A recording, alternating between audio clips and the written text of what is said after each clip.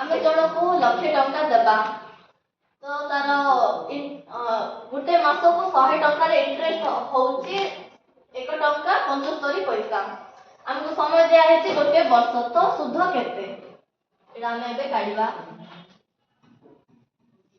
100 टंका को 1 टंका 75 पैसा 1000 टंका केते हबो 1000 केते 100 अछि 10 तो इठी 10 इनटू कर दबो तो हमको मिलबो 17.5 तापर 10000 10000 केते हजार अछि 10000 केते हजार अछि 10 टा तो 17 टंका 5 पैसा रे 10 गुणन करबा तो हमको मिलबो 175 टंका तापर लक्षे टंका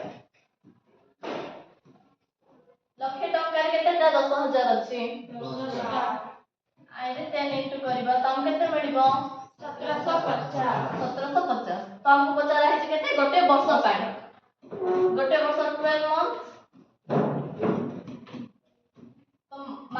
मास को होउची 1750 तो वर्ष को कोन 12 गुणन करा हबो 50 इनटू 12